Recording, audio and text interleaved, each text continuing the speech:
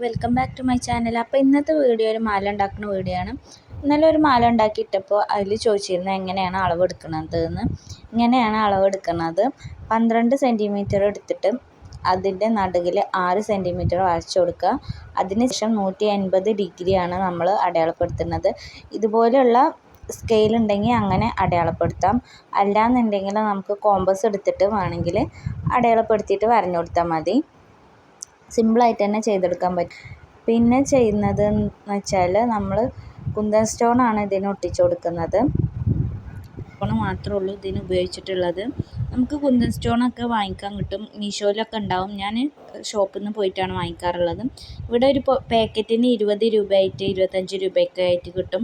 അങ്ങനെ നോക്കുമ്പോൾ നമുക്കൊരു 70 രൂപക്കൊക്കെ ഇത് ചെയ്തെടുക്കാൻ പറ്റും. 70-80 രൂപക്കൊക്കെ ഇത് ചെയ്തെടുക്കാൻ പറ്റും.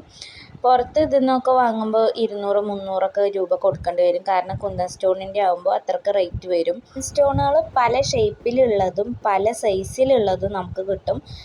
റേറ്റ് കൂടുതലും കുറവൊക്കെ വരും. സൈസ് കൂടുന്നതിനനുസരിച്ച് റേറ്റ് കൂടും. പിന്നെ കളറായിട്ടുള്ള കുന്തൻ സ്റ്റോൺ നമുക്ക് വാങ്ങിക്കാൻ കിട്ടും.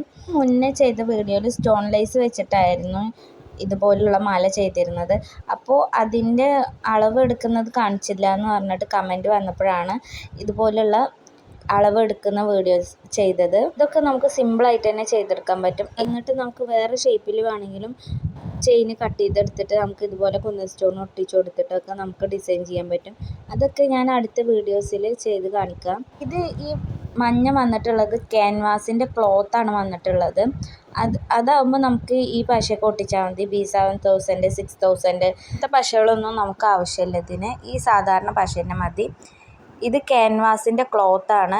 ഷർട്ടൊക്കെ അടിക്കുമ്പോൾ അതിൻ്റെ കോളറിന് വെക്കാൻ വേണ്ടിയിട്ട് ഉപയോഗിക്കുന്നൊക്കെ പറയുന്നത് കേട്ടിട്ടുണ്ട്. HP ഷീറ്റ് ആകുമ്പോൾ കട്ട് ചെയ്യാനും കുറച്ച് ബുദ്ധിമുട്ടാണ്. HP ഷീറ്റ് ആണെങ്കിലും വൃത്തിയിൽ കട്ട് ചെയ്തിട്ടില്ലെങ്കിൽ ഒരു മുഴച്ച് നിൽക്കുന്ന പോലെയൊക്കെ ഒരു ഭംഗി ഉണ്ടാവില്ല കാണാൻ. ഇതും നമ്മൾ വൃത്തിയിൽ കട്ട് ചെയ്തെടുക്കണം. പിന്നെ ശ്രദ്ധിക്കേണ്ട കാര്യം എന്ന് വെച്ചാൽ ഗ്ലൂ തേക്കുമ്പോഴും നമ്മൾ ശ്രദ്ധിച്ചിട്ട് വേണം തേച്ച് കൊടുക്കാൻ. കാരണം ഇല്ലെങ്കിൽ അത് ഉണങ്ങി കഴിയുമ്പോൾ ഒരു ഇതായി നിൽക്കണ പോലെയൊക്കെ നമുക്ക് തോന്നും. അപ്പോൾ പുറത്തേക്കൊക്കെ തള്ളി നിൽക്കുമ്പോൾ അത് കാണാനൊരു ഭംഗി ഉണ്ടാവില്ല. അപ്പോൾ നമ്മൾ ഗ്ലൂ തേക്കുമ്പോഴും എന്തായാലും ശ്രദ്ധിച്ചിട്ട് തന്നെ തേച്ച് കൊടുക്കണം. എന്നാലേ ഉള്ളൂ വൃത്തിയിൽ നമുക്ക് കിട്ടുക. ഇതന്നെ വേണമെന്നുണ്ടെങ്കിൽ നമുക്ക് കളറായിട്ടുള്ള കുന്തൻ സ്റ്റോണിലും ചെയ്തെടുക്കാൻ പറ്റും. നമ്മുടെ ഡ്രസ്സിനനുസരിച്ചുള്ള കളറൊക്കെ നമുക്ക് ചെയ്തെടുക്കാൻ പറ്റും. മക്കൾക്കൊക്കെ വേണ്ടിയിട്ട് അതുപോലെ ചെയ്തെടുത്താൽ അവർക്കൊരു സന്തോഷമായിരിക്കും. ഏത് കളറ് വേണമെങ്കിലും നമുക്ക് കുന്തൻ സ്റ്റോൺ കിട്ടും. റേറ്റ് മാത്രം കുറച്ച് കൂടും കുറയും ചെയ്യും. എല്ലാവരും ചോദിക്കുന്ന ഒരു ഡൗട്ടാണ് എവിടെ നിന്നാണ് സാധനങ്ങളൊക്കെ വാങ്ങിച്ചിട്ടുള്ളത് എന്നുള്ളത്. ഞാൻ വാങ്ങിച്ചിട്ടുള്ളത് ചെന്നൈ പോയപ്പോൾ അവിടുന്ന് വാങ്ങിച്ച് കുറച്ച് സാധനങ്ങളൊക്കെ കൊടുന്ന് വെച്ചിട്ടുണ്ട്. പിന്നെ മീഷോന്ന് 1-2 സാധനങ്ങളൊക്കെ വാങ്ങിച്ചിട്ടുണ്ട്. ഇതിൻ്റെ ടൂൾസൊക്കെ ഞാൻ മീഷോന്ന് വാങ്ങിച്ചിട്ടുണ്ട്. ഗ്ലൂ ഞാൻ മീഷോന്ന് വാങ്ങിച്ചിട്ടുള്ളതാണ്. B7000 ഒക്കെ ഞാൻ മീഷോന്ന് വാങ്ങിച്ചിട്ടുള്ളതാണ്.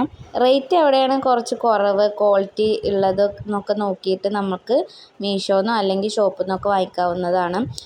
മീഷോന്ന് നമ്മൾ വാങ്ങിക്കുമ്പോൾ അതിൻ്റെ റിവ്യൂ നോക്കിയിട്ട് വേണം വാങ്ങിക്കാൻ. പിന്നെ മീഷോയിലെന്ന് പറഞ്ഞാൽ നമുക്ക് റിട്ടേൺ വിടാനൊരു സൗകര്യം ഉള്ളതുകൊണ്ട് നമുക്ക് ഇഷ്ടപ്പെട്ടിട്ടില്ല ക്വാളിറ്റി ഇല്ല എന്നുണ്ടെങ്കിൽ അത് നമുക്ക് തിരിച്ചു വിടാൻ പറ്റും.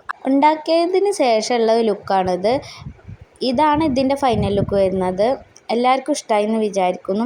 എല്ലാവരും ചെയ്ത് നോക്കുക. നമുക്ക് ഷോപ്പിൽ നിന്ന് വാങ്ങിക്കുന്നതിനെക്കാട്ടിലും ഇങ്ങനെ കുറച്ച് മെറ്റീരിയൽസ് വാങ്ങി വെച്ചിട്ടുണ്ട് എന്നുണ്ടെങ്കിൽ ഇതുപോലെ ചെയ്തിരിക്കുന്നത് തന്നെയാണ് ലാഭം. വീഡിയോസ് ഇഷ്ടമായി ലൈക്ക് ചെയ്യുക, ഷെയർ ചെയ്യുക, സബ്സ്ക്രൈബ് ചെയ്യുക.